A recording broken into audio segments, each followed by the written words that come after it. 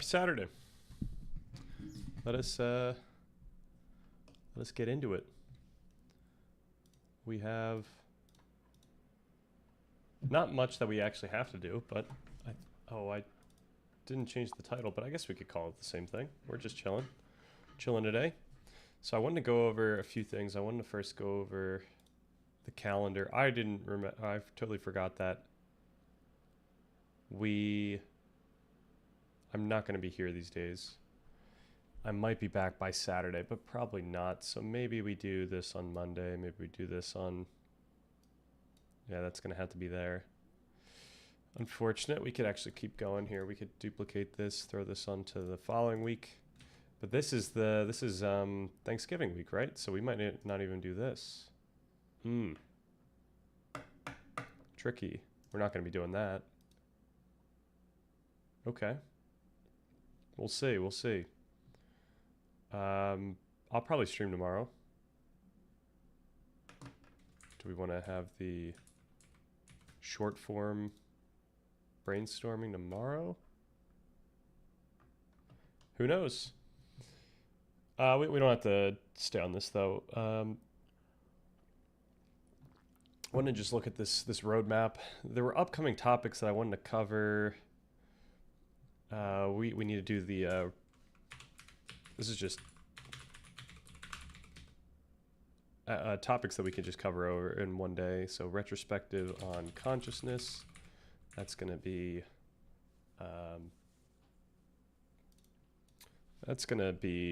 this week. I think that's on Monday. And yeah, I think we could put it to bed. I might make a video on that. It shouldn't have a long script. It should be pretty quick, maybe a 10-20 minute script, because I need to write this out. I need to make sense of it for my own well-being. Then we could start talking about the shaping of experience. Do I have something in the calendar on that yet? What makes you unique? No, so we actually have to put something in there for that. So it'll be...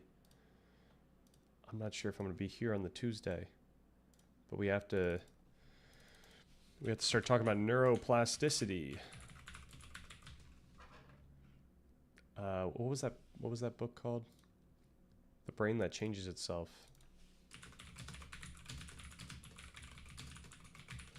Which is a book I read recently and made some highlights that I'm going to just go over on stream. That should be fun.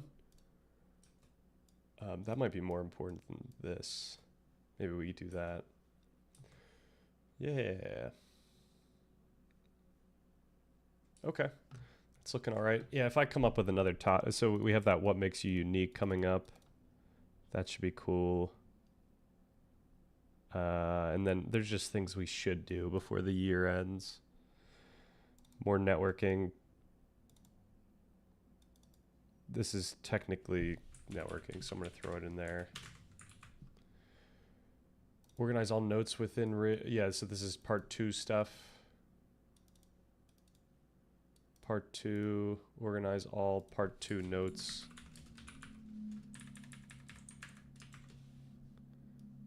Nice. Start reading. So I have started, continue reading this. I could finish this. I could read the entirety of this guy. Finish up reading of the Strange Order things. Yep, that's done.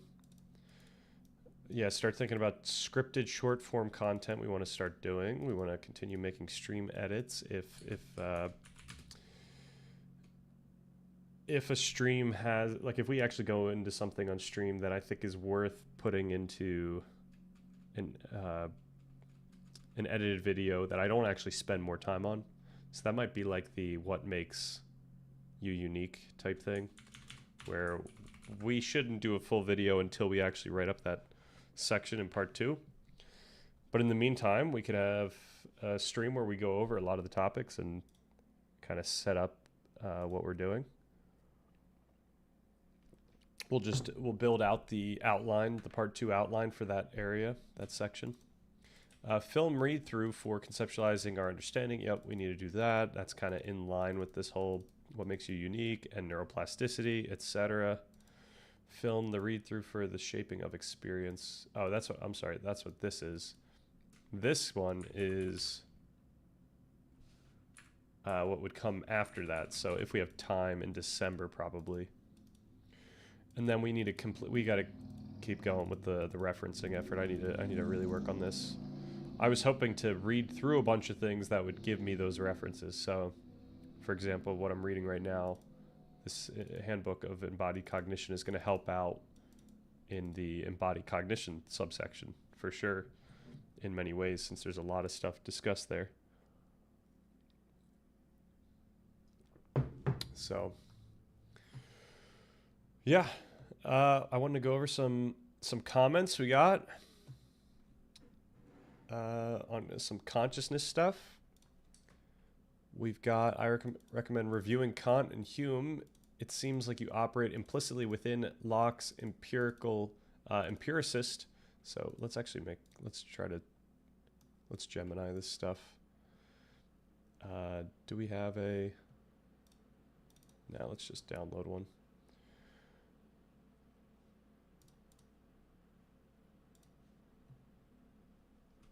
So we could throw this in here. We could ask the very question. A comment on my video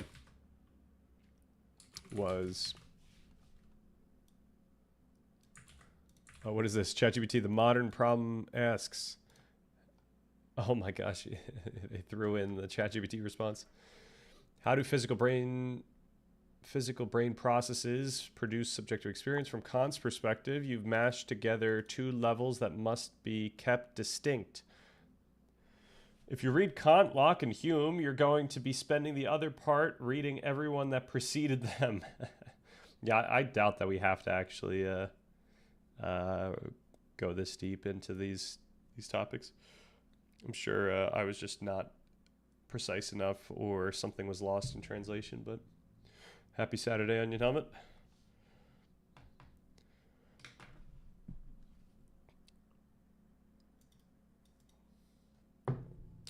All right, two levels: the brain as object in space and the brain as part of the realm of appearances. Yeah, so yeah, I don't think we have to rehash all this stuff. I'm not even going to do this. I don't think it's necessary. I'm going to give the likes though. Everything we say about it is already within the phenomenal order governed by the category of causality and time. Consciousness as conditioned for there being appearances at all. The very fact that there is an ordered world of objects for us already presupposes a unified subject of experience.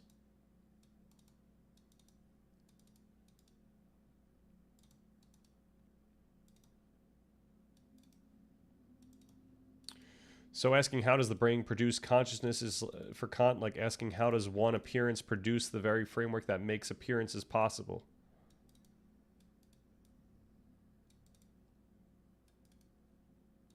Right.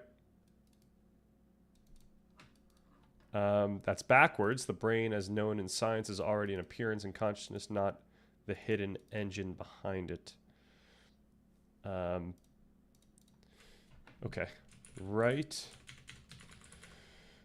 Actually, I should just say I agree with this type of question.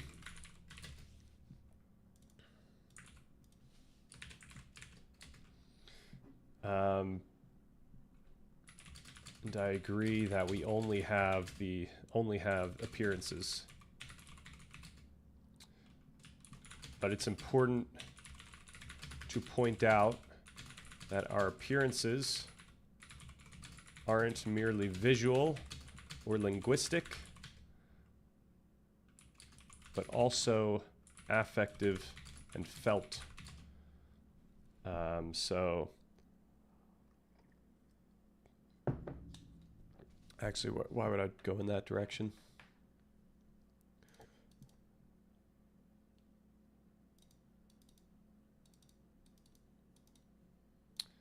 Yeah, there's just so much to talk about here.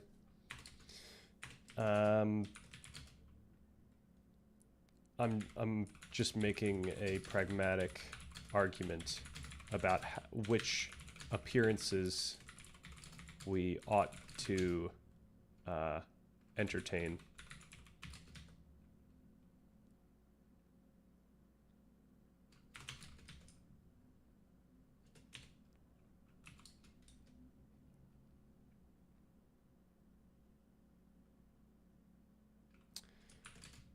I think this technically makes me not a physicalist nor idealist.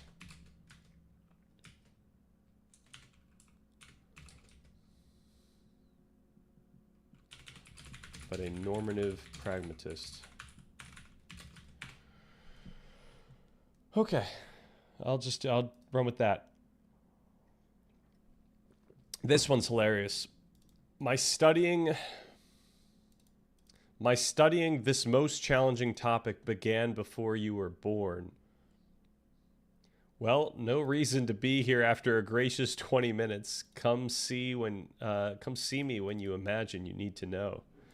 And I have to respond, I need to know.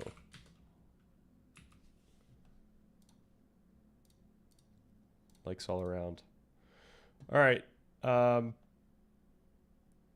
We already saw this one.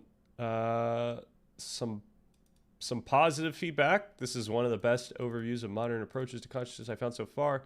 What is your opinion on what would it take to build a conscious computer based on modern understanding of neural correlates of conscious brains? I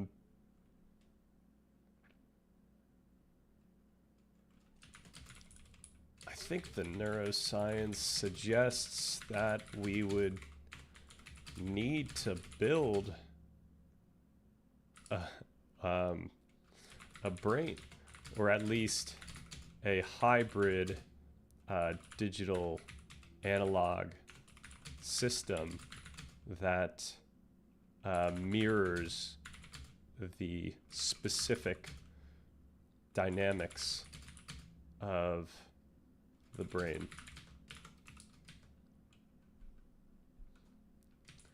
I'm not sure we want to try this though.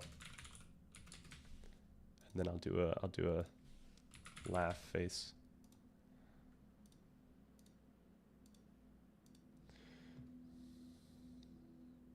And I should say, and thank you for the compliment.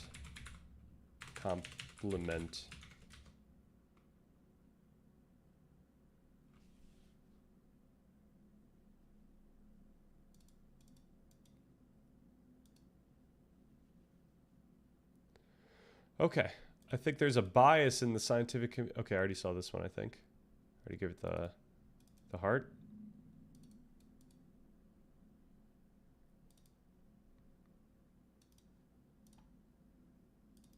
Right? Okay, this is I think maybe the only other one. Oh, we got a whole thing. All right, as to continuousness fracturing different ways, nor what mechanism actually makes it happen. It's certainly possible that these critical regions merely act. Okay.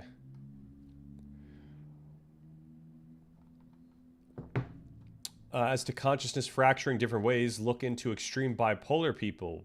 One chemical imbalance showing modulation of thinking styles in the same networks and memories. Add steroids and see Jekyll and Hyde, biochemical modulation of bioelectrical networks. So this is pointing out examples of where probably we can see clear examples of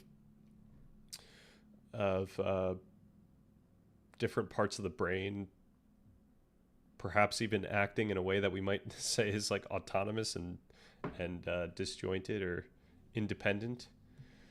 The mosaic of inputs and shifting attention, the pre-processing and comprehension. I'm guessing comprehension, but yep, good job. A lot miss things like that. A lot of people miss things like that. A global effort with subsystem parts. It's really a collection of specialized processors for word retrieval, semantic meaning, and motor planning, each contributing. All right, that was specifically for language. Though I appreciate the Kind word there. Yes, but anomaly detection in multimodal networks and networks that perform different functions. Each pulse lasts only a millisecond or two, and in isolation, it carries no meaning. Right. Yep. You could say that there's you could say that a pulse carries meaning in the context of the larger system for sure. The algorithms that run on the bioelectrical networks, pharmacology, biochemistry, and bioelectrical modulation.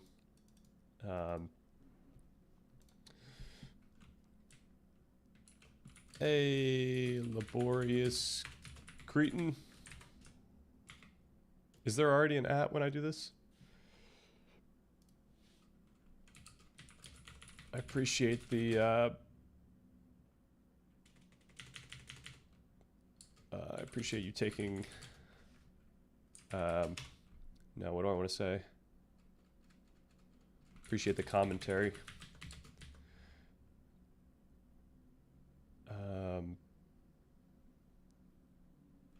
Okay, I kind of want to mention I think the bit of research that I was most intrigued by was, do we still have this? Do we still know where this is? That's not there. It's one of these guys, right? Is it Michael Levin? No. It was this. James McShine. Was James McShine. Filcher, yo! Lurking here today, so won't be participating much. No worries. Might jump in a little later. All good. Thanks for popping back in. We are just straight chilling today. James McShine. Right, he's working on oh, this is something different than what I was actually going to try to say there. But he was working on like predictive computations within neurons.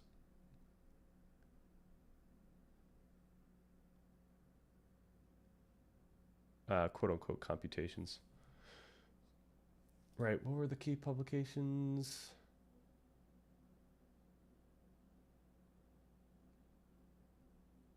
Okay. Yeah, I won't name drop them then. I think one of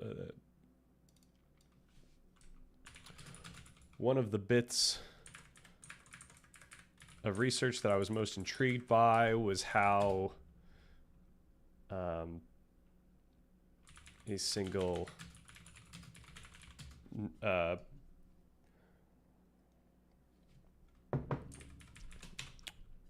was axon logic, was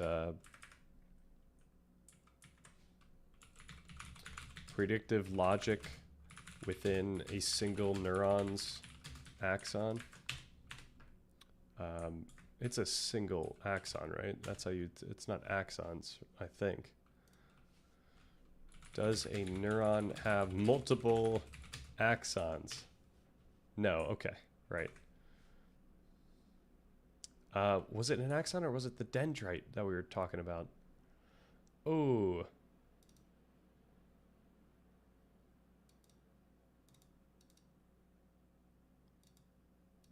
Okay, so the dendrite was what we were talking about. Dendrites are pre-nucleus, right? Along which impulses received from other cells at synapses. Okay, yeah, that's what it was. It was dendritic. Dendrite. So then we got to ask the question again. Does a neuron have multiple dendrites? I think it's still a single dendrite, but I could be wrong about this. Yes, okay, never mind. It is with the most common type of neuron having one axon and many dendrites. Okay. Ah, this is a good question. I have a simple but possibly silly question from my neuro reading. Sounds like a typical neuron has many more dendrites than axon terminals, but if each dendrite connects to one axon terminal, how come the total number of dendrites and axon terminals in the brain isn't balanced? A single axon can synapse onto dendritic spines from multiple neurons.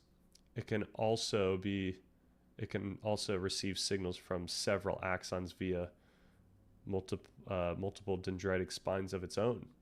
Therefore, one neuron can have both many downstream connections and many upstream connections. Very cool. I've been out of the game. Been out of the game for a minute. That's funny. Dendrites.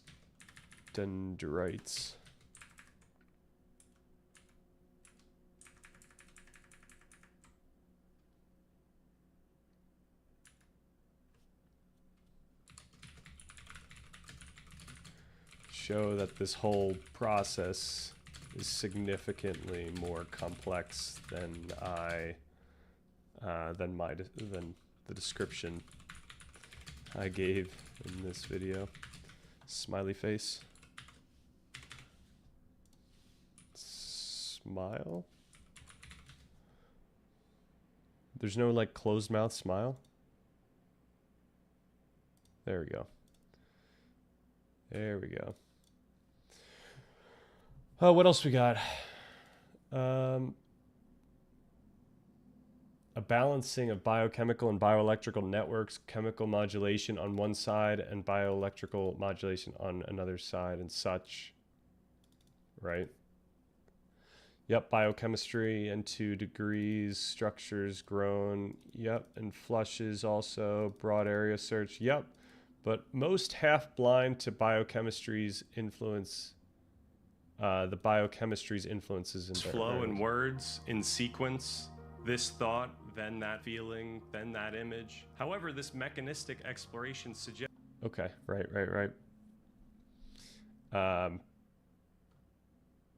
Yeah, we didn't even touch neuromodulators.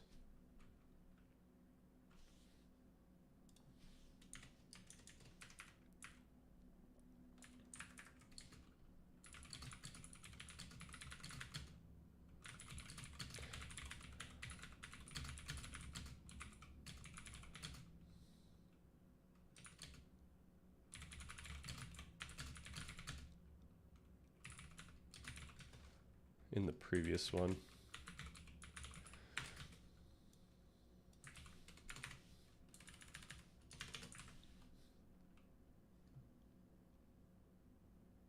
Actually, I don't know if this is necessary to say, because I would only say it in a positive way. All right. A bit off, but large range. Biochemistry in the brain as variables in the algorithms running. Continuous range. Each possible frequency is just one of... Okay. Now, what was the reasoning here? But large range. Biochemistry in the brain as variables in the algorithms running.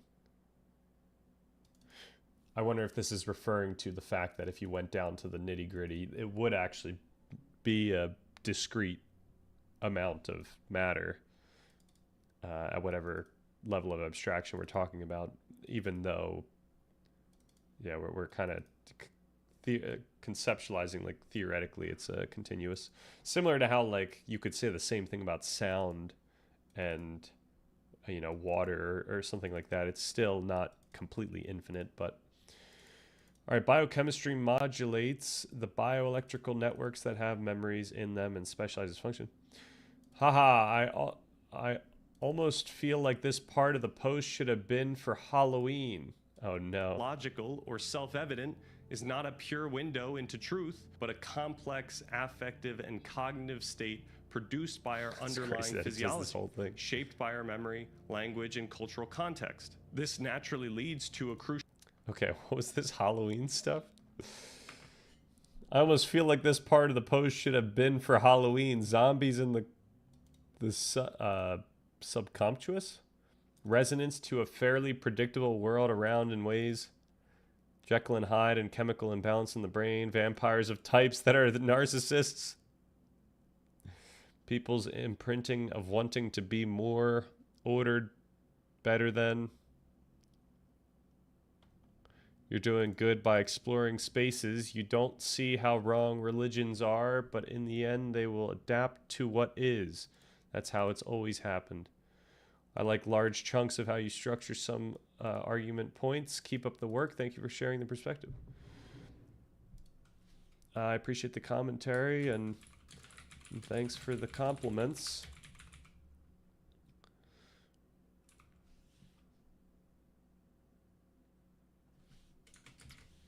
All right. I think we're cooking. I think we're all good. All right. So then the next thing was to just start jumping into these videos. We gotta build some resilience against the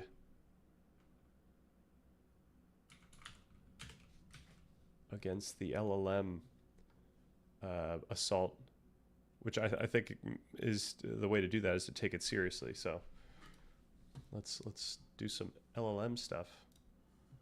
If you've been using ChatGPT to learn for the last year, you are probably dumber today than you were a year ago. In fact, okay, it depends what we might mean by dumber. there's a recent paper out from MIT called Your Brain on ChatGPT. And the results are alarming, but not surprising. Here's what they did. They separated people into 3 groups and got them to write essays. The first group used only ChatGPT, and this was called the LLM group for large language model, which is things like ChatGPT or DeepSeek or Gemini. The second group was allowed to use any other website, but AI was strictly forbidden. This was called the search engine group. And the third group used just their brain. This was the brain-only group. They then compared the brain's electrical activity levels between each group using EEG analysis. Here's what they found. People in the LLM group had significantly lower brain activity, weaker brain connectivity. All right. We got a flag on the play right here. And I just need to go up front that obviously because we use LLMs here, chances are there is some kind of unconscious bias going on. But I'm gonna try to not leverage that, or I'm going to try to not succumb to that bias. That said, in any of the any type of reasoning like this, and I'm saying this specifically also because of the whole panpsychist argument. Like, amount of brain activity does not necessarily coincide with a variable that we're trying to conceptualize, like whether that is consciousness or intelligence or first of all, it really matters where the brain activity is. And then what we really need is to make sense of why these things might be happening, why the brain activity might be somewhere or more somewhere or less somewhere. And only then would you be able to use that as an effective argument, either for or against, any of these things. Same with weaker brain connectivity, though that one's a little easier to use because then you could point out where the connections are weaker, like which parts of the brain. And lower levels of engagement. When they tested each group on their memory and the essays they produced, the LLM group had worse information recall. So this is a better example of effective evidence for this argument. This is a significantly better evidence. And they produced poorer quality, more generic work. But here is the really concerning part. Even after the LLM group stopped using AI, their levels still didn't return to the same as that of the other groups, which means there is a residual negative effect of using AI. And so what this study suggests is that the more you use artificial intelligence, the worse your actual intelligence becomes. And it's not just this study. There are new studies constantly popping up over the last year that show that higher AI use is linked to lower levels of critical thinking and learning ability. And so while everyone is worried about AI coming in to steal their jobs, the real threat is that by using AI wrong, you're actually making yourself unemployable. Now, just to be clear, I am not anti-AI. I'm a learning coach and a former medical doctor, and for the last 2 years, I've actually been developing our own learning science AI in partnership with Google. I've studied AI and I work intimately with AI development every day. But I also work with thousands of learners who use AI believing it's helping them when it's actually sabotaging their learning. And the truth is, AI is valuable, but you have to use it correctly. So how do you get the benefit of AI without sacrificing your own intelligence? Well, to answer this, we have to understand why AI is harming us in the first place. Let's think about the process of learning. Oh, here we go. There's a lot of great research out on how learning happens.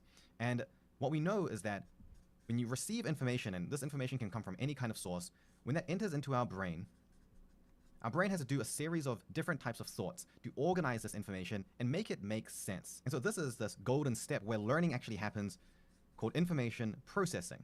When you do this processing really well, that's when you get a good memory, when you are able to build expertise. All the things that we want when we learn are achieved by doing this processing really well. Now, the key is that... The other thing to point out is what's necessary for this processing is attention, at least for adults. When you learn correctly, you spend a lot of time in this part. You spend a lot of time doing the processing, and this is the part that involves a high amount of effort. This is a lot of mental exertion happening in this step. And it makes sense because to process correctly, that allows you to develop a good memory and to have deep expertise on what you learned. You can't just look at the information superficially. You have to actually actively connect this. You have to compare that information. You have to think about it in relation to a big picture. And you have to eventually form what we call a schema of knowledge. Now, when we think about learning through something like books or lectures or just using Google search, the information is here, and the information is not exactly packaged in the easiest way for your brain to process necessarily. And so to make it make sense in our brain, we... So I should push back on this type of framing that he just... Like when we think about information, when we're going out into the world and we're learning something or we're seeing something, it's never just separate information that's decoupled from our current understanding. Like we don't like the embodied cognitivists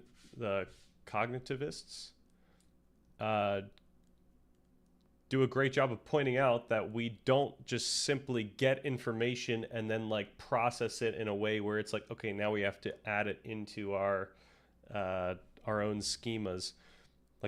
One of the nice things about predictive processing is we are already only taking in information in relation to our predictions.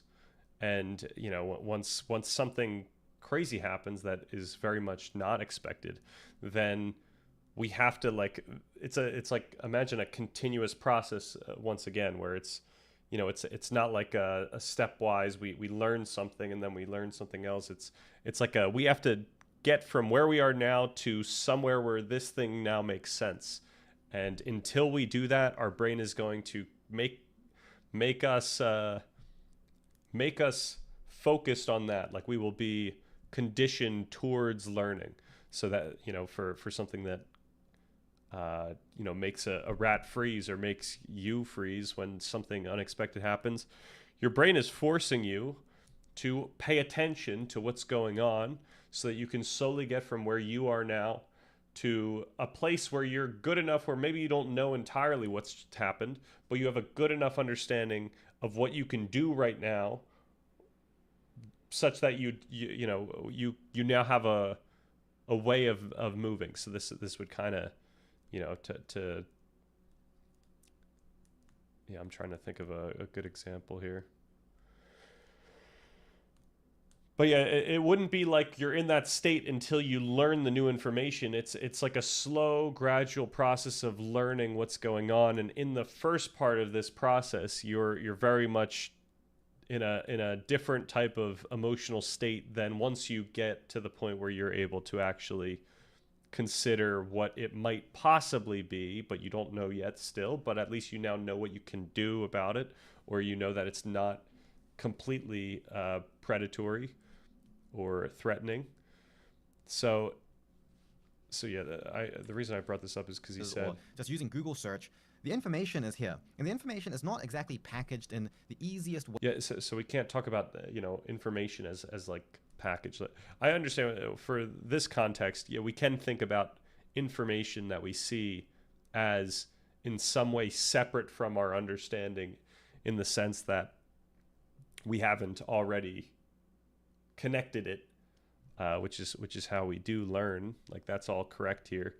It's just we don't want to make the information seem like some external thing that isn't already interpreted. That's the whole thing that I was saying in the video. We're always already in some interpretive scheme, even when there's things that are unexpected that we don't understand. And yeah, when those things happen, we get prediction error at different levels of salience. And yeah, for like when I'm if I were to just read a ChatGPT message and I'm not really trying to care about learning the thing, then yeah, like especially if I was doing that for homework and I'm just trying to get an answer, then that would be very detrimental for my learning of that information, because I there's nothing that is requiring me to fit it into my understanding. Now, granted, the way I think about the information, especially coming from an LLM, is that I ought not be able to use it or talk about it until I can connect it to my understanding, which is kind of what I do almost prematurely when we do ChatGPT on stream. Like I'll immediately connect it to something that I already understand, so I'll miss the point of what it's trying to say. Also, because ChatGPT can only be at some level of low resolution regarding how it was actually originally offered. Like a philosopher's book can go real in depth and make very specific rules that really paint the picture of what they're trying to talk about. So yeah, I think what I'm guessing here is one of the things that you have to do is you can't just do a single ask. You kind of have to do the follow-up question, and the follow-up question needs to involve you thinking and writing. So I think that's where he's going to end up going, but we'll see. Way for your brain to process necessarily. And so to make it make sense in our brain, we have to go through this very active process of organizing the information and evaluating it. Now, the difference with AI and using things like ChatGPT is that it seems that we are able to skip this step. We can actually bypass the processing part. So instead of having to connect it and compare it and think about the big picture, we can just go straight from having the information, prompting ChatGPT to help organize it and make sense of it for us, so that it feels easier and more intuitive and simpler to understand. And all of this creates what's called the illusion of learning. And it stems from the fact that we believe that when we understand something that we read, we have learned it. And that is absolutely not true. Just because you can understand something that you read doesn't mean that the information is going to stick into your memory or that. Yeah, the important thing to point out here is when he's saying understand, he means the feeling that you understand it, like the conviction. I feel like, oh, I understand what it's saying, and we're constantly wrong about what we understand, and so we have to be very careful about leveraging just that heuristic. This is why we need the extra heuristics of, am I actually following the rules? Like, am I allowed to say that I understand this thing? What must I be able to say right now such that I understand this thing? So, I did use AI to learn stuff for the video I just made, and it took a long time because I had to write back I had to write back and forth until I could fit it with what I already knew and be able to explain it. Like I needed to, and the whole point of this was I needed to make a script that was accessible. And like the stuff that I was actually learning was more in the weeds, but I needed to go that far into the weeds in order to know what I was allowed to say in the script. And yeah, granted that there was a little bit of error there, where when we asked ChatGPT, it told us that there were some slight nuances in the language that I should have changed, and we did change those.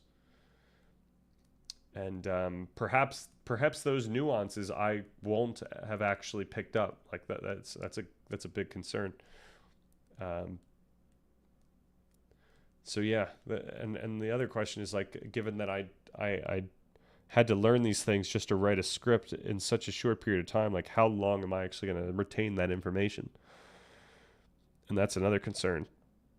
But I really don't need that information. I don't need to know this stuff about consciousness. What's more important is the conclusions I arrive to once I understand it. In the moment where I know I've done the due diligence of making it all work in my mind, and then I kind of have a responsibility then to come up with the takeaways so that such that I could trust myself at some later date.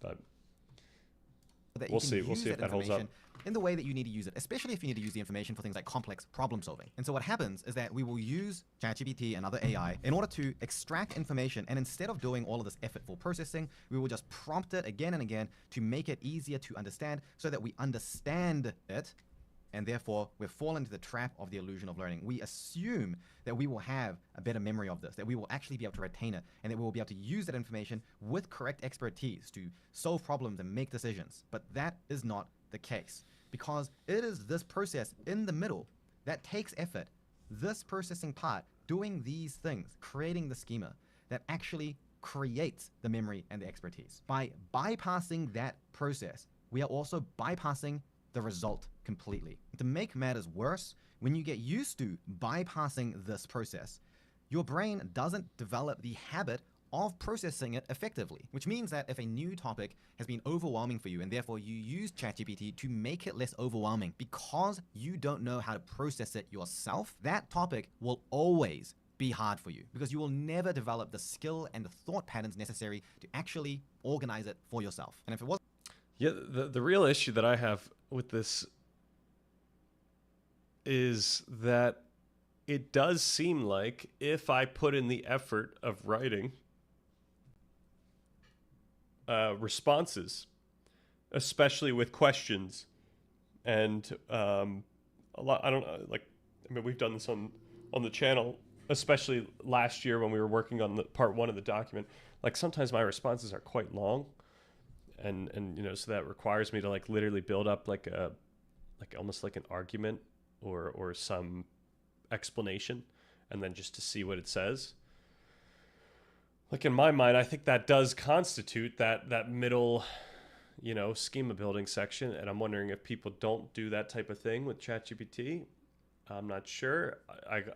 So I'm not trying to say that I'm I'm certainly out of the warning zone of the data that he's been talking about. So we have to figure out why that data might be showing the results it's having. I'm trying to think back though to pre-ChatGPT, how I would have to learn. And it was just slower in my mind. I felt like I learned things more slowly because it required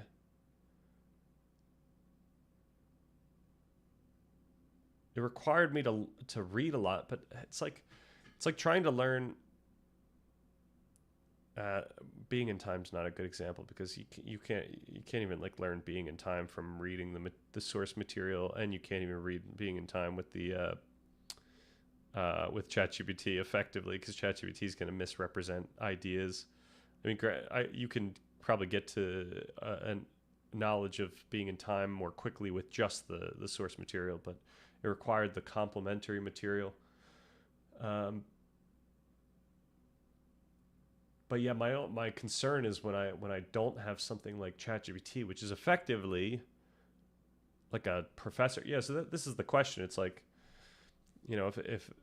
I conceptualize ChatGPT acting as a professor, then what is different about having the question for the professor? And we all know that actually helps you out. If you go to if you are struggling with a subject in your class, you should go and ask the professor. What's the difference between that and ChatGPT if it's operating in that role? And it could just be the social dynamics. It could be there's more pressure on you, operating in a certain way because this is your teacher.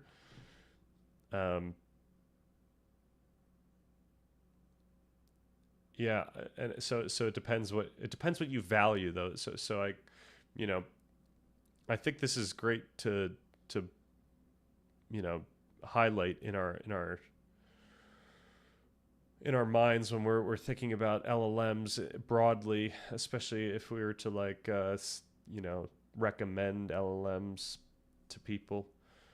Um, yeah, for me, I feel like there's a value in not just getting like an answer that feels good, but following the rules of it fitting with a fuller understanding, such that you're able to explain what's going on. And I do feel like already without ChatGPT, people will read something like a philosopher, especially, and then they will believe that they understand what the philosopher was saying, and then they will go and misrepresent the I don't know the most learned uh, interpretation of the philosopher, and yeah, that's you know you're in a similar position. Like perhaps you've effectively learned what you learned, but what you learned wasn't actually the thing that you wanted that if we were to zoom out that you wanted to learn in the first place. You learned something, and maybe effectively so, like you built it into your schema and now it's there, but might not be the thing that is right. That's you know, but of course, if we're looking at these certain skills that he says are dropping off, that is significant. I guess it would make sense that our memory would drop. But the question is our memory what we mean by intelligence? So obviously static is it static knowledge? Static something contributes to your IQ at least, or your intelligence score, or crystallized intelligence.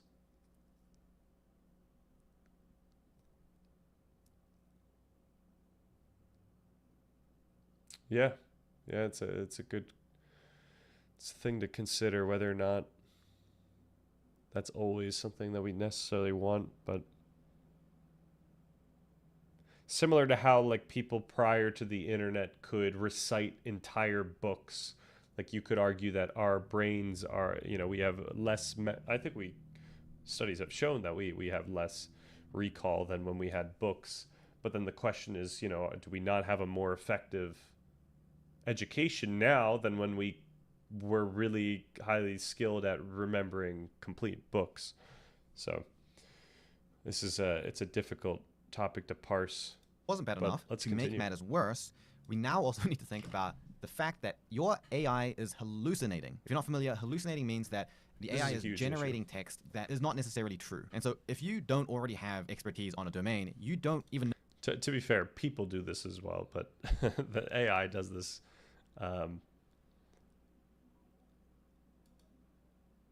Yeah, like this is a, you know, if an AI hallucinated at 20%, it might still be better to ask the AI than a 5-year-old or a 10-year-old on certain topics, or a 15-year-old on certain topics. Yeah, like if you were to learn calc, you would probably still want to ask the 80% AI versus the 15-year-old. Now, the 15-year-old should be pretty good, but I think the AI would still be pretty excellent at something as as prominent as calc. Yeah, one of the topics that I always bring up when we're talking about hallucinations is how like common is the information that you're actually looking for. So if we're looking for some obscure uh, software library, then you can expect a lot of hallucination. If you're looking for, you know, how, you know, if you were to ask it what Shakespeare would think of modern something, then you can expect maybe it to start making things up about Shakespeare. I don't like these are just very niche topics. But if you were to ask what Shakespeare wrote, like what his plays were, then it would probably get that right, given how prominent that information is. How many times that information would have been just displayed or accounted for within learning data. Know enough to be able to check it and see if it's true or false. In fact, if you have used ChatGPT to do some deep learning or complex problem solving, it is almost certain that you have already learned something that was wrong. And the reason I can say that with such certainty is because of how LLMs like ChatGPT are built. ChatGPT is not connected to some universal source of truth. It has no concept of what the truth actually is. LLMs work through a probability network. They take your context and your query, they form a probability network, and then they think about what is the most high probability word that would come next in the sequence. Recently, Apple released this white paper that has been going viral and making the rounds, which showed that ChatGPT and other LLMs are not actually capable of advanced reasoning. It's barely capable of reasoning at all beyond the most basic level. And this is not at all surprising, because an LLM only knows what is a high probability word to come next in a sentence based on its training data. And so if you are trying to learn something or do some complex decision making or problem solving that is very, very contextual and very deep, and there may not be a lot of publicly available mainstream knowledge about it, then what the LLM thinks is a high probability answer can be very unreliable. On the other hand, if you do have expertise on a subject, you can check the answers that the AI gives you. You can write better questions. You can give it more specific prompts. And the result you get from your interaction with this AI is actually going to be a much higher quality than the interaction that an amateur would have. And this is ironic because it means that tools like ChatGPT don't make it so that expertise is less important. It actually makes it clearer when someone does or doesn't have true expertise, because now it is so much easier to get a middle-of-the-road, generic, mainstream answer. I remember just a couple of weeks ago, I was talking to one of my learners who's a programmer and a data scientist, and they've been spending weeks and dozens of hours in ChatGPT trying to analyze this data and figure out what the best way to build this dashboard is. So I asked them to just explain to me at a high level, forget about what ChatGPT is telling you to do, just tell me, what is your approach, what's your strategy, how do you see it all fitting together? And he really, really struggled. Despite having spent so long working through this data and prompting ChatGPT, he still didn't have it organized in his own head. We're doing our LLM arc today. At least probably for an hour now. Let's go. Yeah, we got to keep our wits about us. We got to see what's what. So yeah, he just brought up the point about how expertise is necessary when dealing with an LLM, because you need to be able to combat hallucination, which is, yeah, like this is probably gonna come together with asking follow-up questions that connect the answers to your expertise. And if you don't have that expertise, then you really don't know how to, like, you don't know where to start in connecting what you're seeing to what you usually know. So when are we getting an upgrade, like an LLM upgrade? I feel like it's been a minute. Can get duped by the confidence. I think we just got a downgrade, actually. I think the ChatGPT just released 5.1, and that the people said that it actually did worse. Even though it might have a output that people like more. Is this what we go to? What are we at? 5.1? All right, this says 5.1 is actually doing best in reasoning, so maybe it's chilling. LLM Arena, I don't think we should even look at. That's just user artificial all right, never mind. ChatGPT is popping off. This is what? Artificial analysis intelligence? What does that even mean? I don't know. I'm just going to assume it's a good measure for what we're trying to use it for.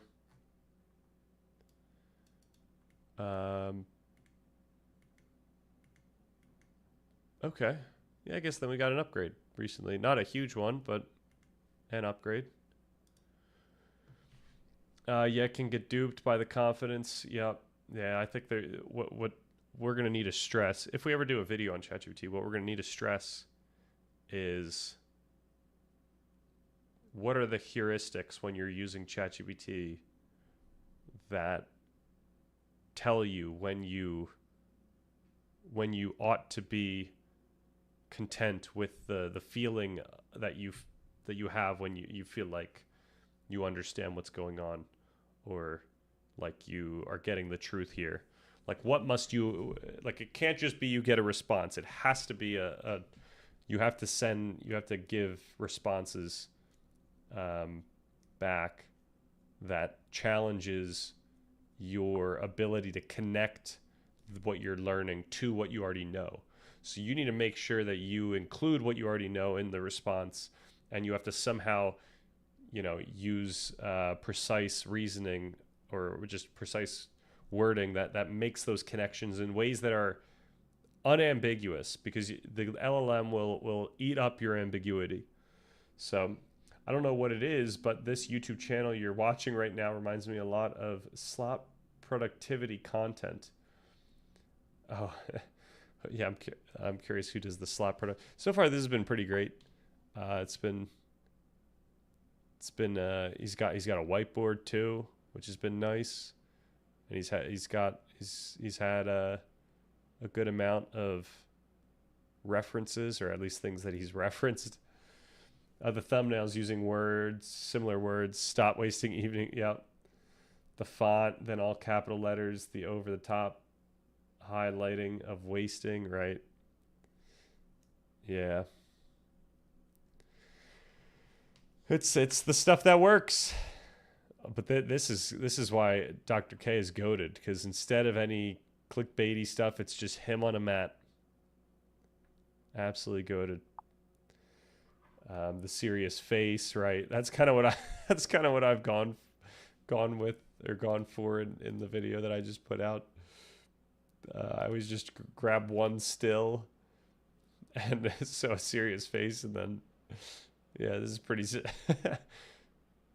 but at least we've got our own branding, which I don't even know if this is like I know that colorful thumbnails do well, but what I think doesn't do well is, like, if this was a thumbnail, this is terrible, right? Because it's not colorful, nor is it, you can't distinguish anything from it. Let's see if we could find something. Like, I don't think this is a phenomenal thumbnail right here, because not only is it like not colorful, but it's also not easy to parse what's happening here.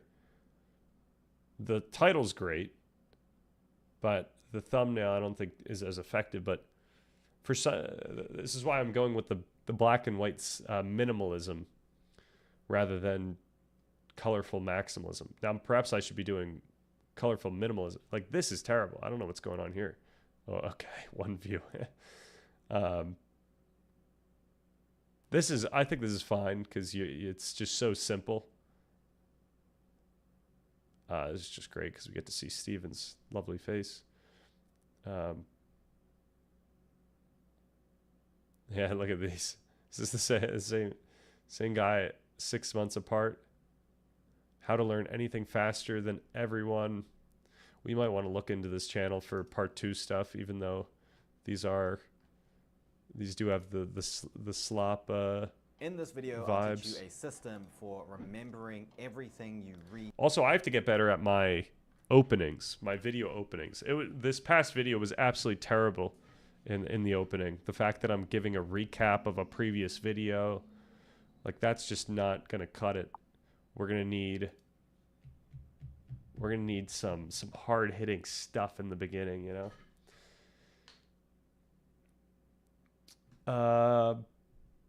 I can already tell Justin Sung went to an Ivy League college and probably worked in investment banking or a similar industry. The typical overachiever. Hey, if they're now teaching people how to be productive using actual evidence, then we can't blame them. We can't be mad at that. Whatever led to it.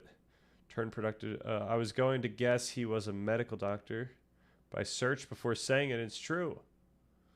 It's like they're coming out of plants. Is he sponsored? That's a good question.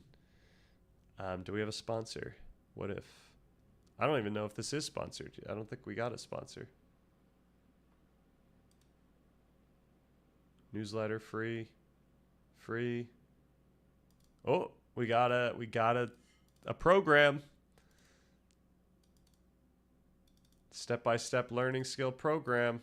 That's where you get the money. Oh my gosh. It works. All right, well. Yeah, that's one slight on the guru test, the gurometer. All right, let's finish how this to out. approach the problem. And after about an hour of discussion, we were able to get a level of clarity on this that he had never had before, and he realized he didn't even need ChatGPT in the first place. But the thing is, I completely get the sentiment. He's busy, he doesn't have time to balance his work and his life, he's trying to get ahead in his career, and ChatGPT just seems like the solution that can speed up his problem solving and help him make these decisions so much faster than he could before. And if he doesn't use it, he feels like he's going to fall behind. And I completely get that. But the thing is that using it in the wrong way could be the reason that you fall behind. And there are some other things that you should do if you do want to get ahead and you want to save time and you don't want to unnecessarily waste your time doing things that, you know, when there's a better way to do it. And one of those things that has been proven by thousands of people over the years is my newsletter, which is completely free, where I've distilled through There with it my is. own There's brain the ad. the knowledge and expertise I've gained on learning to learn over the years. And I write them with my fingers to try to give you the type of transformation my that they had for me. fingers. The type of things that allowed me to finish medical school and work as a doctor while running 2 businesses full-time simultaneously. See, this is one of the reasons why I want to make sure that the document stays free, because people would get upset if I was using AI for these ideas and then I was making it cost money. Is he sponsored? Maybe a bit of Aaron Reed. Mortimer Adler. And you'll get all the productivity advice you need in regards to learning. Who is this?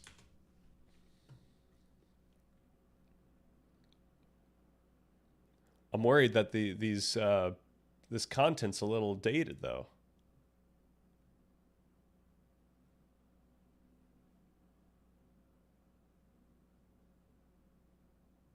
Yeah, like wouldn't we have significantly more knowledge on these topics? Not only that, I'd hope that the people that are writing books on this topic would use Adler's own stuff. All of this is new stuff.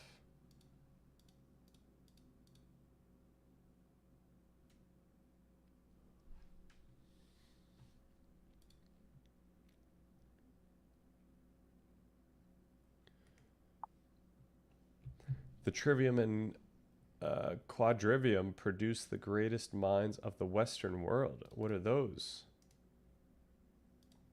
The Trivium, Adler.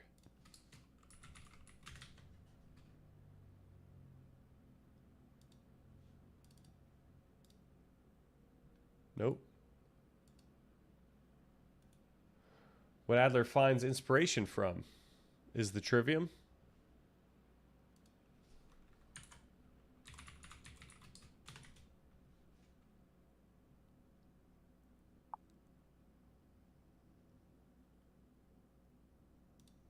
Oh, what is going on here?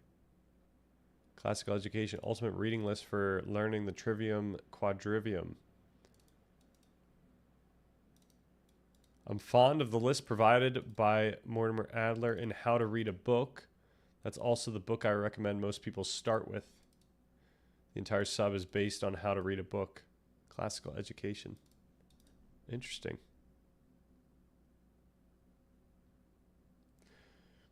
If new theories on education and learning worked, we would have no educational crisis or whatever.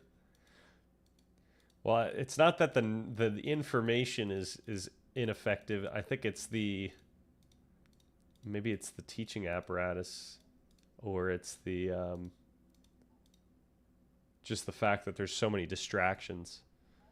There's so much other, like, it could just be that there's so much information that kids have to prioritize information, or not knowingly, but they prioritize information, and stuff they learn in school just doesn't make the cut, which is kind of wild. But and having enough time for family and social life, the type of unlocks that allowed me to study 10 times less than 60 hours a week. And so if you are full-time masters and come first in my cohort, while working 60 hours a week. And so if you are busy and you're struggling to balance, you might be interested in joining my newsletter. I'll leave a link in the description for you to sign up if you'd like. I want us to think about a different question. What if this whole problem with AI and it reducing our own intelligence is only a problem right now? What if ChatGPT version 10.0 is so good that it does give you just the truth, factual information that is perfectly organized? What if a couple of years from now, you genuinely won't even need expertise to use it correctly? Right. It still wouldn't lead to learning, given what he's talked about, that you do need that active, effortful part where you are integrating, or, I could say integrating, but you're working to make this information connect with what you already know, such that it actually means something, and it actually means something significant enough that your brain actually converts it to memory. You can just give it a vague, terrible prompt and it will just figure out what you want and then just deliver it perfectly for you. After all, it's not exactly a competitive strength these days to be so strong that you can pull a card and sow the fields yourself. Maybe the ability to do deeper thinking at some point will also not be necessary anymore. Well, if AI keeps developing like it's developing now, it is actually going to become the opposite. And the reason is that AI raises the standard for everything, not the other way around. Imagine you are an employer and you're interviewing someone and they tell you, I don't know how to do a Google search. You probably wouldn't hire them. But you go back 30 years and this is pretty common. At a time, it was impressive enough just to have books or be able to read. Now, it's a given. It used to be impressive to know how to use the internet really well. Now, it's a given. Once upon a time, having a university degree meant you would have a stable career for the rest of your life. Now, a university degree is just the beginning for a lot of professions. How much someone is willing to pay you depends on the amount of value you think that you can provide. So if AI is able to provide a high amount of value already, then why would someone pay you? The threshold of expertise you need to be able to bring to the table will become higher than ever. This is the impact that AI will have and is already having in the professional world. And to remain competitive, you need to understand not just how to use AI to access information, which everyone can do, or to understand what it provides you, which anyone can do. You need to know how you can use AI to develop real expertise in your brain so that when you walk into a room, you know that any AI or tool or problem that you interact with, you can produce. I do have to say this is somewhat long-winded for what I think he's about to say, but let's see. If you know the right people, you're gonna get in anywhere. Ayo, that's what we should. That's the whole document. Part 1, Part 2, Part 3, just know the right people and your life will be chill. Choose a higher quality result than someone else. And so how do we do that? The simple solution is to come back to this diagram here. The next time you're trying to learn something using AI. That's actually a good, glad you mentioned that. In Part 2, when we're looking at the context of you, we do need to consider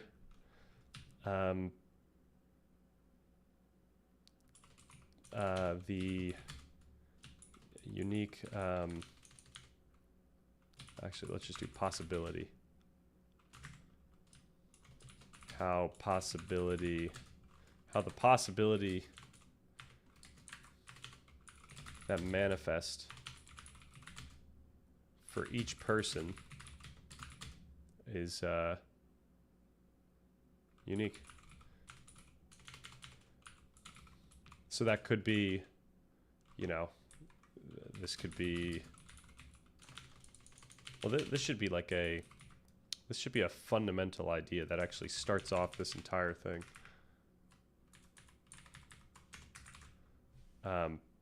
Premise, introduction, possibility,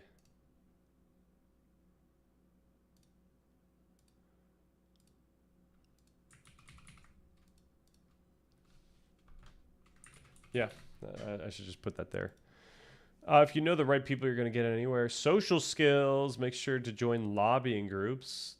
Bribes is a big one. We should have a whole section on bribes. That would be pretty funny. We should have a joke version of the document at some point and just fill it up. It's the same topics, maybe like the same development, but like it's all just the jokiest way we go about it. That might be fun. pay close attention to when you enter into this cognitive bypassing.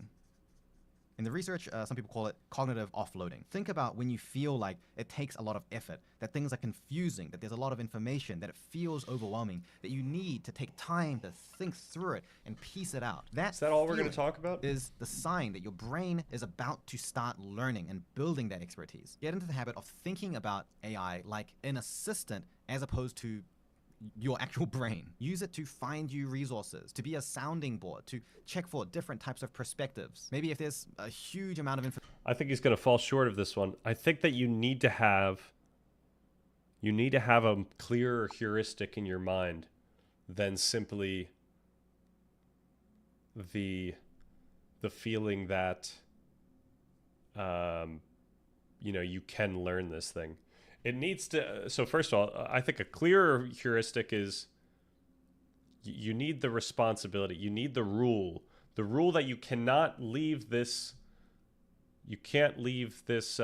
topic or whatever you're trying to learn until you feel like you've done the requisite things to feel like you can believe that you learned it. Right, so it's still looking out for that feeling, but that feeling needs to be a feeling of your conscience saying, hey, there's a chance that I didn't actually learn the truth here, or that I didn't even learn what we just looked at. And that needs to be the heuristic that you have to be able to not only look out for, but then be able to identify in the moment. And I think it needs to be a little higher resolution. And you just want to get a quick understanding of it. So it helps your brain think about it. You can ask it to give you a simple overview. These are acceptable ways of using AI because it doesn't take the responsibility of processing and organizing that information outside of your brain. You're not offloading this. Instead, you're using the AI to save time on all the other little things so that you can spend your time on doing that deep critical thinking. If I'm learning something new, I might start with asking ChatGPT to give me a big picture summary of all the key ideas within this field. And I'll try to build a big picture understanding in my mind, and I will challenge it and I will interrogate it. Hey, you've said this, but that doesn't seem to align with this part and this part. What about this perspective? Aren't you missing this thing? My focus is not on understanding what's being generated. It's on looking for gaps, looking for connections, looking for the missed perspectives. This is great. And once I feel like I've got a good general understanding of it based on this interaction, I feel... This is such a short part of this thing. I feel like we didn't need to get here. Right, I felt like it didn't need to take this long to get there.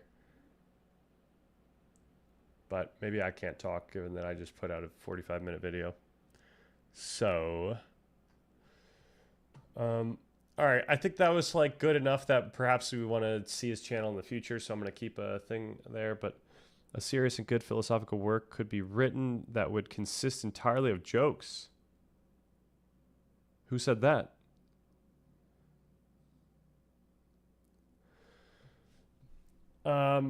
If you ask Jago, he would say that's Aristotle's work already. Ayo. Not sure. I'm sorry, Descartes. My bad. Not Aristotle. I keep mixing them up. Literally just the names, not the actual philosophies. Wittgenstein said that. Wow. Interesting.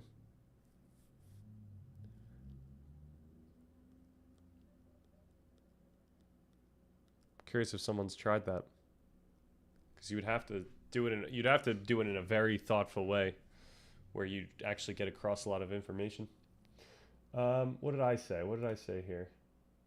Appreciate one of the bits of this was this guy. Okay, not sure about single cell neuron, as that's limited and information density and such, network and more, so the memory, etching, imprinting of the brain, making shortcuts to process more complex patterns.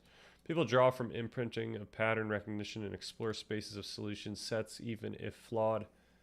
People in flawed logic types. Some of the systems explain themselves, active neural net and feedbacks from syncing for dream imprinting types, biochemical modulation of thought styles.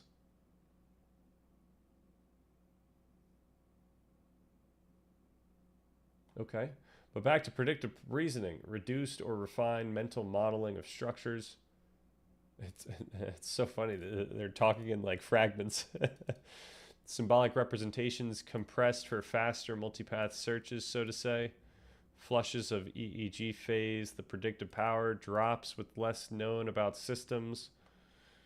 Or the more you know about a system, the more predictive power you can have. Also, the more granulated you get, the more functions you can lose/miss. Predictive functions for the brain in part depend on imprinting over time. Can a human with no imprint of alien think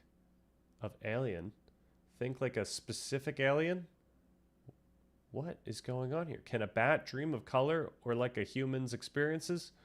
Imprinting over time and the weights of memories counts. Predictive comes from, what is happening? Predictive comes from pattern recognition and dopamine reward system. Yep.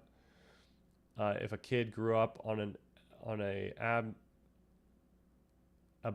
abandoned island with no modern technology imprinted, they would struggle to predict things in modern. Yep, absolutely. Apart from a pattern recognition, basically, and one of the functions that relates to dopamine and ways. Hope that helps. Keep up the good work. Awesome. I'll just give it a. I don't know if I could give an effective response to that, but I'll give it the like. All right, then we want to check out Epic Rap Battles of Philosophy. Was that actually? Was there effective? Did they do that? I know there were epic rap battles, but did they do philosophy ones? I imagine they would have. All right. Is AI making us dumber? Maybe. Can AI help us learn? Some of you might be thinking, of course, it's so powerful. It can do so many things, customize them for us. But I want to say that the biggest revolution AI is bringing to education is not that it's going to make math more fun for you or it's going to explain Shakespeare like you're 5 years old. The biggest revolution AI is bringing to education is that it's highlighting the system's failed incentives. Because why should anybody study when we've told them the whole time that all that matters at the end isn't the process, it's the A+. Why should they actually put in all the hard work to write draft after draft for an essay when the feedback is just B? No extra notes, nothing to motivate them to want to learn harder. And these companies are much faster than our institutions. Most recently, OpenAI, Google, Anthropic have all been giving away their most powerful models for free until the end of May, which, as you might guess, is exactly during the time of finals. So we are putting these tools completely unregulated in front of vulnerable students right at the time where they're most desperate to use them. And yet these companies will say AI is going to revolutionize education, particularly through personalization.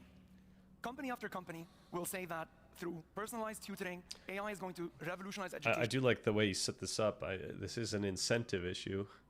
Like the previous video we just saw was saying, hey, the incentive, if you're actually trying to learn, needs to be something other than being able to just, you know, parrot the information or use it right now. Like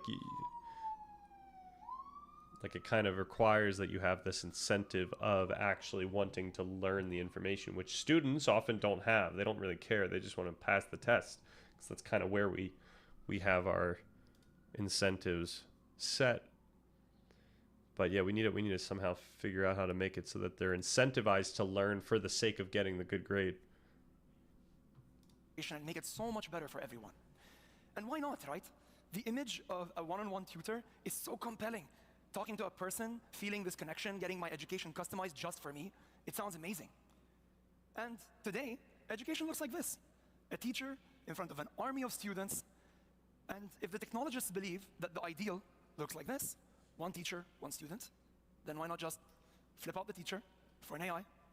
And then the next step is an army of AIs with an army. Yeah, the issue is just when you have control over the AI, there's just no responsibility then. Like you just get to go run wild, but when you have a tutor, you have to obviously follow this. You have to follow the rules of social interaction, but you also then have to, if the tutor says, "Oh, you don't still know this, like you need to keep studying," then yeah, you kind of have to just do it. You know, like they have power. So really, if I had an AI system and I wanted to learn, I really ought to give the AI some sort of power over the situation. Like that's kind of what we're looking for what I'm looking for when I use AI to learn. I want the AI to tell me like when it actually thinks I've learned the information. And perhaps that's what we should do. Maybe we should start a conversation with, hey, like, don't let me continue until you feel like I've learned the information. But that's also tricky because it will just follow my next command. If I were to say, oh, I don't want to actually learn the information anymore, I just want to do this other thing. So you kind of have to like build a system where it has that power and you're not able to mess with it. So ideally it would be like you have a separate AI that's looking at your other AI conversation, and the separate AI you can't mess with the prompt of this other AI. The software that you're using is set such that when you're talking, it's under the hood going to send messages to this other AI, but I can't somehow insert a command to the other AI. So then this thing can still have authority in this system that we built, which might need to be the way to do that type of thing. Of students. Sounds like a perfect model of education. Except perfection is not what we should strive for when it comes to learning. We don't want engineers that studied how to build bridges in perfect conditions, because the real world is everything but perfect. It's full of messes. And amidst all this noise, I don't see any of these companies asking, what is the student meant to learn with AI? Because if the idea is to make getting that A+ easier, then I'm not interested. Right. We're going to just waste 12 to 15 years of our lives, but more efficiently now, doing exams we're not going to remember a day after graduation. Now, for those of you out there who are educators like me, you might have noticed a discrepancy between my opening question and the follow-up statement. I asked, can AI help us learn? And I followed it up with the biggest revolution AI is bringing to education. But you might be feeling something, which is education is not learning. Education is a construct, something we as a society put our kids through. It's a system. But learning is a skill, a very human skill. And when we do it correctly, magical things can happen. We can motivate people to become their best selves. We abolish schools, yeah. Society in the ways that we need to most. Now, in one of my That's classes, how they get our attention. I like to sit down with students and work in the best way possible. I'm a university instructor, but it was really hard to find a bunch of 20-year-olds working nicely together. So I took the stock photo of a bunch of kids. And I noticed that one of the students had the price of her business model, because we were building small businesses and selling the products. She priced her business at $50 per month. And so I asked her, why did you price it that? And her answer, that's what ChatGPT said. Now, some of you might say, obviously this is not ideal, but isn't it very similar to what they were doing before? Kids were just saying, that's what I saw on Google. But I say it depends. It depends because on Google, when used correctly, we have all these sources to go through, multiple perspectives that we can look at and compare. But what happens is the magical allure of that first result. Everyone only clicks on that without looking at anything else. In this particular question, I asked, how can I price my business? And that first result is from the BDC, an extremely reputable source. But it's telling me how to price the business itself, not the services of my business. It didn't understand the query. Now, in ChatGPT, if you type in, how should I price my business, it actually understands the query better. I don't know if you can read that up there, but it basically says there are multiple ways to price your services. But amongst that is a lot of baseless advice with no sources. And that's a problem. Because even though ChatGPT has a function where if you highlight something in the text, quotation marks appear, some of you might not know this, then you can click on those quotation marks and query that specific thing. But if people weren't clicking on the second result on Google, they're not going to use the power user features in ChatGPT or any of these other AIs. What's likely going to happen is they're going to scroll to the bottom of the query and they're going to type, okay, I get it. My business is like TurboTax. I help accountants calculate people's taxes. Tell me what number I should put there. And of course, nobody's reading the ChatGPT might make mistakes, subtitles, right? Everyone clicks on the terms of service before you agree, yeah? So then ChatGPT is going to spit out an essay personalized to the language of the person. It's extremely compelling. And despite all the information on there, people are only going to look at that centerpiece, which if I zoom in, is the actual random answer of how much this person should charge for their business. The prompt, and this is a real prompt, had nothing but what I had on the screen. A small description of what the business does. No context for who the users is, nothing. And so the student is participating in what's called cognitive offloading. They're effectively the other guy said. pushing their cognitive powers to a machine. And you can do this with people too. We do it with Google when we click on the first result without looking at anything else. The problem is how this is being understood. In NYU, a professor changed their assessment so that it could be harder for kids to use ChatGPT. And the student replied that he is interfering with the student's learning style. ChatGPT is not a learning style. Now, when you combine that with something that we see in technology, so I'm a UX designer in addition to being a university professor, and our job as user experience designers is to simplify the way people use technology. But there's a byproduct from that that arises, which is called a dark pattern.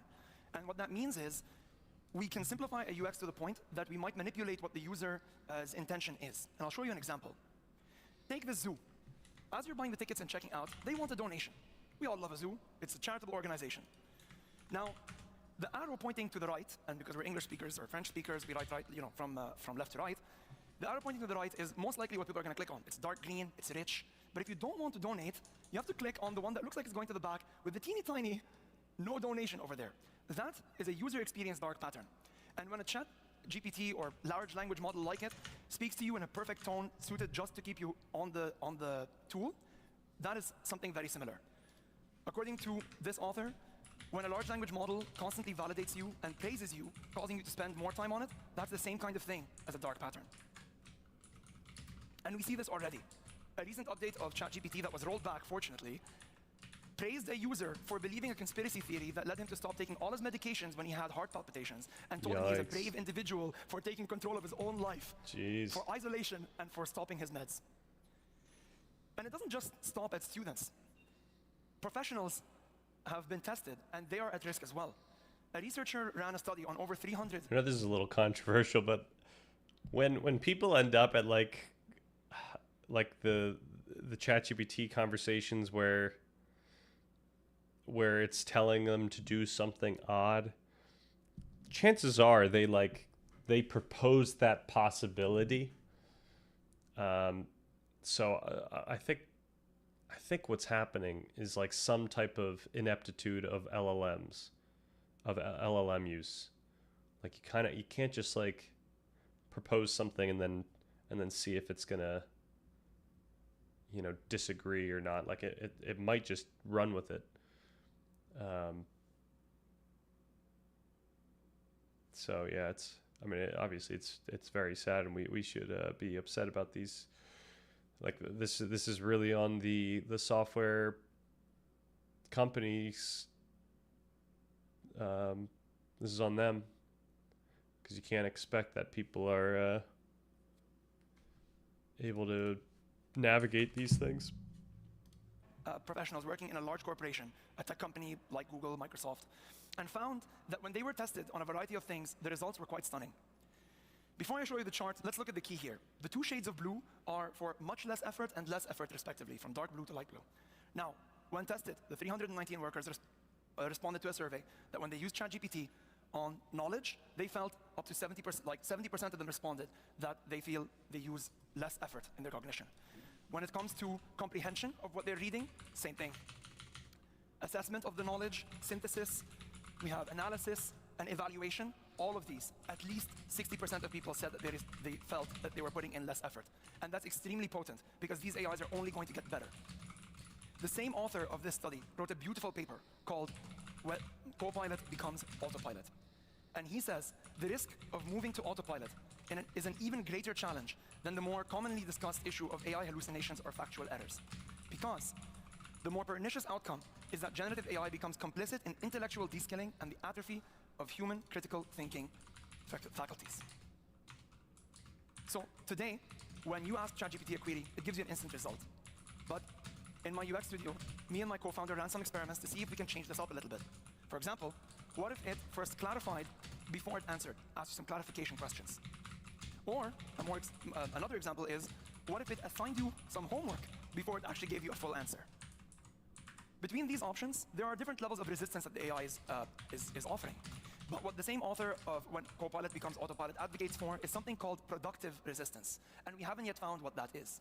It's essentially the amount of resistance an AI should give you before you either leave it or go to a simpler AI so that you can do that cognitive off-roading that is so tempting. But how can we figure out the right amount of productive resistance when OpenAI and all these companies won't reveal their data sets. We literally do not know how they train their AIs to this day. When companies themselves don't know how these AIs work. Anthropic, in this example, is building an MRI to analyze how the machine they themselves built worked. This is unprecedented in the history of human technology. We cannot reverse engineer these things. The solution is likely going to lie between both individuals and the system. It can't be one or the other. For individuals, we might have to learn what we learned from fitness and nutrition. For example, maybe we should understand what the LLMs are good for and what they're not good for. Just like at the gym, some exercises are better for some things than others. We should practice using LLMs to assist our thinking rather than replace our thinking. Again, you wouldn't take a forklift to the gym, right? The point is to do the reps. Or maybe you want to make a habit out of verifying that the information that LLMs gives us, just like we look at the back of a food product when we pick it up, the nutrition label. On a systemic level, we need to look at that's something that I should even education do to make more changes. On the schooling level, at least here in North America, I don't think that we treat our kids with the amount of intelligence that they have. In Finland, kids as young as 6 years old study mis- and disinformation. 6 years old. We do not talk to these kids about things this complex here. They're clearly capable. And for governments, we need more regulation, not less, which is exactly what's happening in North America once again. These AIs cannot run rampant, like in the example I gave earlier, just spreading their AI to students, even though they're in the middle of finals, when they're most vulnerable. It has to be a cycle between individual responsibility and responsibility from the system. Now, as an educator, I love the 5 W's and H. They're a classic for writing essays. The questions, what, why, when, where, who, and how. And I opened with the question, can AI help us learn? But maybe the question should be, what can AI help us learn? Or how can AI help us learn? Maybe it should be, why should AI help us learn? Or when and where does AI help with learning? But the question that scares me the most, and that I want to leave you with to reflect on, is who does AI really help when we end up depending on learning with it? Thank you very much. Ooh. All right. I thought that was all right. 26 minutes. I don't know. I might call it. I feel like decently tired, and we've gone for some amount of time. The problem with AI slop, computer file. Okay, maybe we'll do this one to end off. I do need to use the restroom. And then since it's short, we can just do that. And then I don't think we're going into a 42-minute video, even though I do want to do this. I don't even know what this is about. Summarize the video. AI, help me out. Discusses the phrase, it's not that deep, highlighting its main uses, dismissing emotional overreaction, and critiquing the analysis of media or literature. While acknowledging that over-interpretation can happen, the video focuses on the literary use. It explains that unlike scientific inquiry, which has convergent observations, literary interpretation allows for varied meanings because readers actively contribute to meaning. The core issue arises when there's a perceived lack of evaluative criteria for interpretations. The video proposes that interpretation's aim interpretation's aim dictates its criteria, outlining 3 aims. Reconstructing authorial intent, balancing faithfulness and fruitfulness. So what we get out of it. Using the text as a jumping off point. Oh, this is great. Argues that saying it is not that deep is often a misuse of criteria evaluating an interpretation by the wrong aim.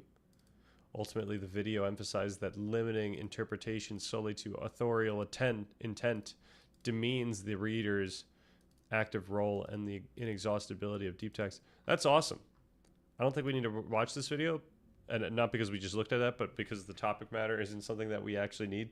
But I think that's an awesome argument. But we probably should read this guy's books. Not books. We should watch this guy's videos. I was looking at this. All right, I will BRB. This came out like a day ago, so I think we'll do this one. So I will be right back. Do our intro. Yep.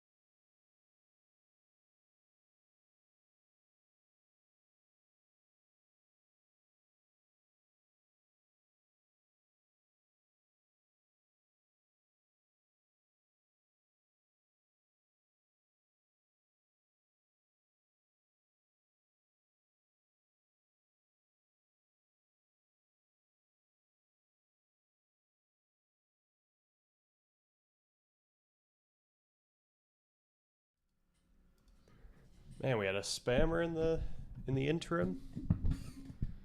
All right, here we go. The wonderful world of AI slop, right? We're going to look at the wonderful world of AI slop, right?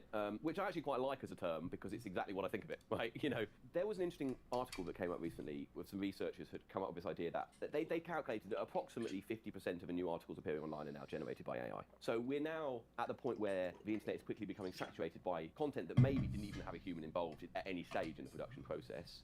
And I guess there's a question of what that means, right? Is that good that that's happening, or is it bad? But if it's bad, why specifically is it bad, rather than just it doesn't sound right? You know, can we think about it in a little bit more detail? Why would people generate content with AI is perhaps the first question to ask. And the answer usually comes down to because it might make money. Let's imagine I want to change career. I want to make money off the internet. The way I'm going to do that is I'm going to produce a lot of content that people read, and then they get adverts at the same time, and then I make small amounts of money for each visit. Right? That's basically how the internet works.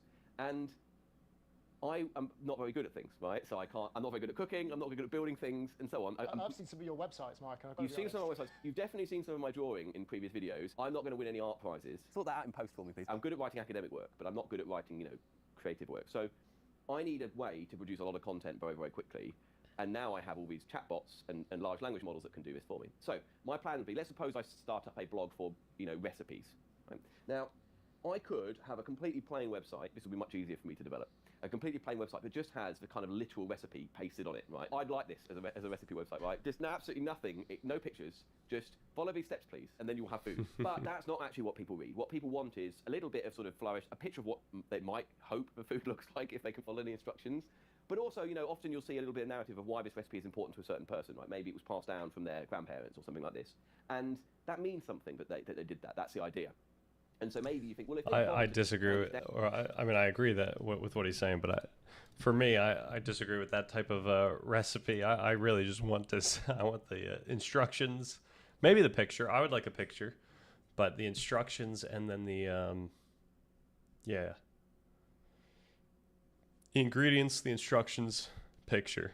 That would be perfect. I always have to scroll down on recipe pages. It's that, you know what, some are nice where it gives you like a little bit of extra information about like what you might want to look out for at a certain point, or what might happen, or what alternatives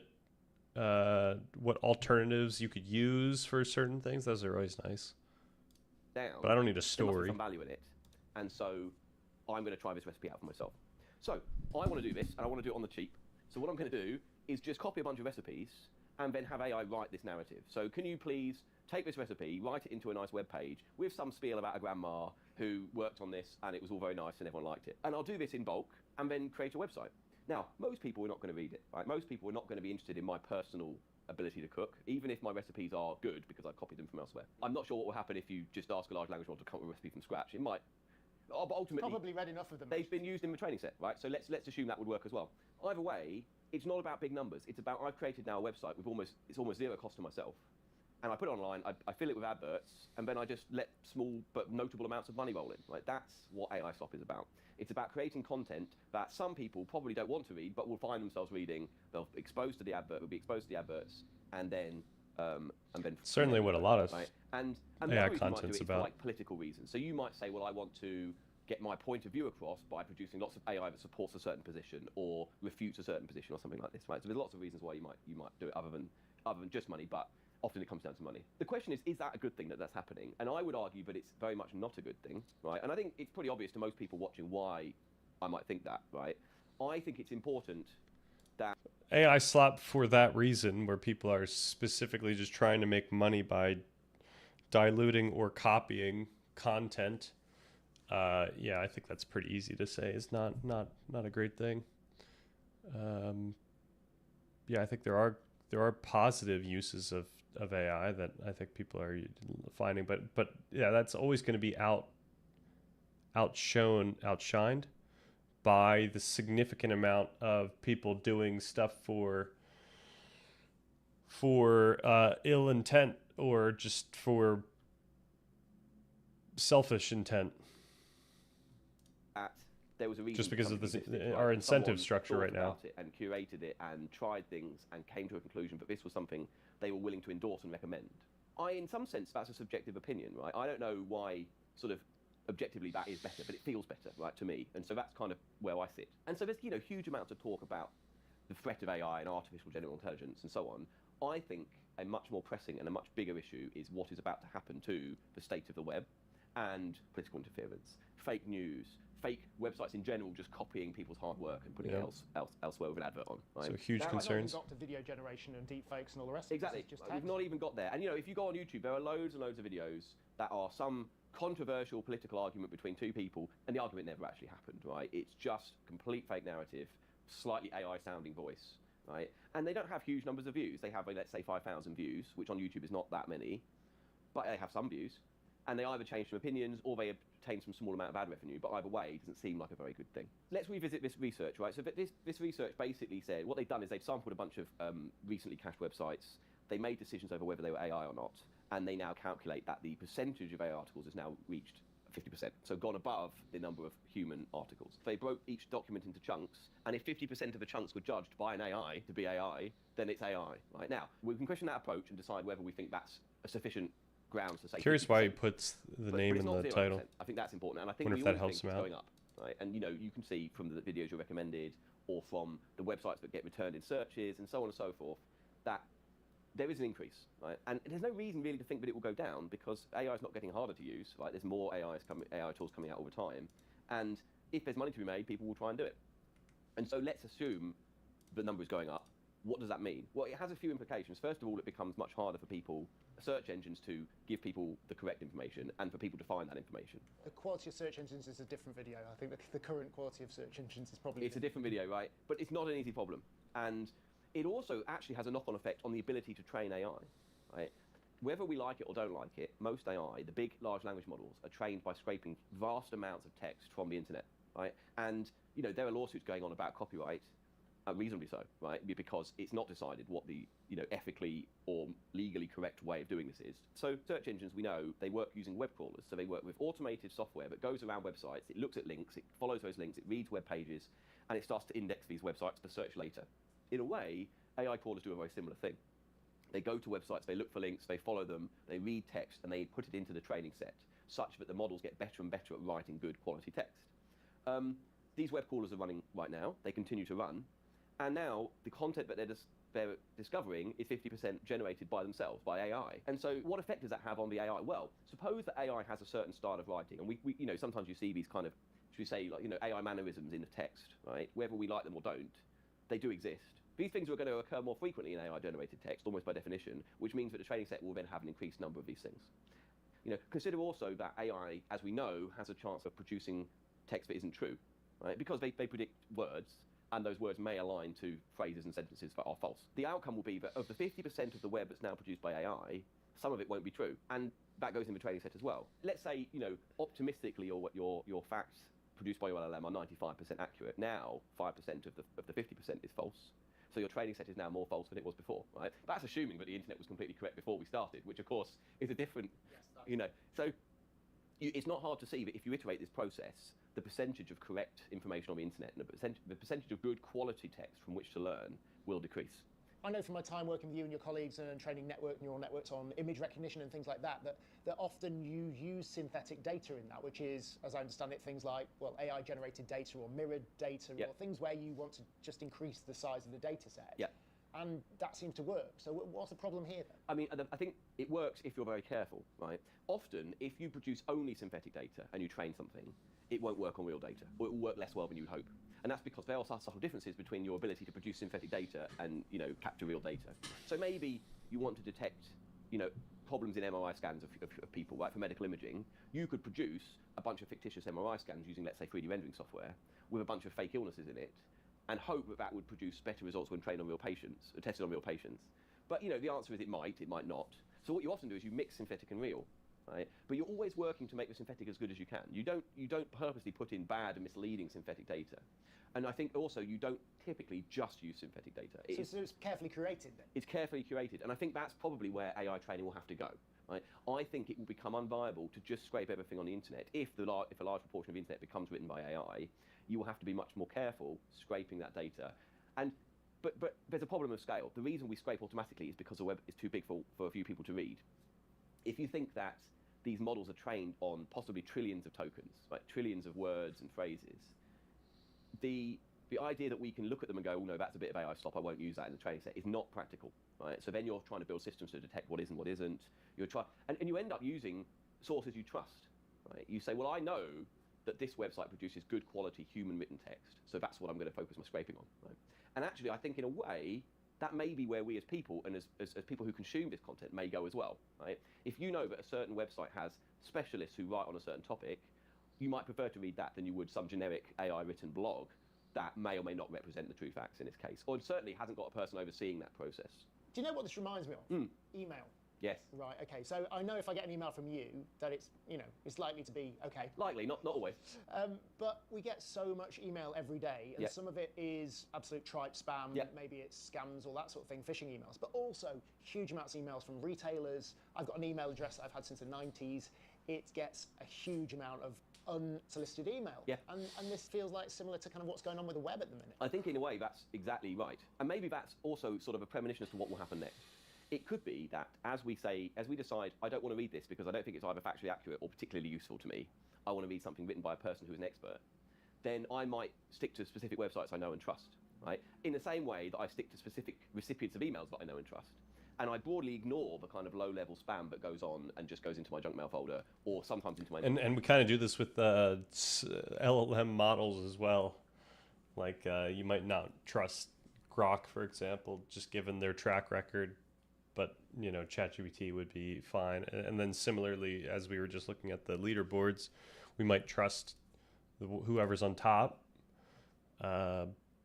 just because we think that that's giving us the most reliable information, but inbox and then to my junk mail even folder, those aren't there yet. And so actually, we could imagine a situation where the internet fills with AI-written stuff that no one really reads and everyone broadly ignores. It occasionally gets some use, but is not actually improving much, right? You know, a bit like how it's going to be hard to do that. It's going to be hard to on occasion, sift some through. Company that you really like will draw your attention to a product that's on sale or something or like a promotion this. Or but in some ways, that isn't spam. That's you having a specific company you like, right? In the same way that when you receive an email from me, you hope it will be at least somewhat useful, right? And again, sometimes it is, sometimes it isn't. I think that's exactly what might happen, right? You know, given that we probably can't stop people using AI to produce generic content, we may just start to ignore it, right? Or maybe we install, let's say, plugins to our browser that say this is a spam website, and we just don't even go to it. I'm assuming here that AI won't continue to improve in a way, and of course it might, right? Someone might come up with some new technology or some new way of training that massively improves the rigor of some of these articles, right? That's an assumption that might happen. I'm always wary when making these assumptions of when we did the video with the professor from Cambridge who talked about, oh, no AI will ever beat people at Go. Yeah, exactly, and then 3 months later, you know, and in a way, I'd like to make no assumptions, right? If AI becomes way better, I think there's still a place for experts and, you know, let's say reporters that you know and trust, and you know they will deliver the facts and they will fact check those things, right? If AI doesn't get better, then that's definitely the case. Either way, I think, as I already mentioned, I personally think that having a human there gives some weight to it because someone who's trained and made an effort to curate this content and put an effort into it and put their name on it, I think that's worth something, right? And so I think that there will continue to be demand for these things. In the short term, there may be a knee-jerk reaction that there is no demand, but I suspect we will find that over time we come back to some of these content sources because they're better and give us more value. Okay. Nothing too crazy there. Nothing too controversial, I don't think.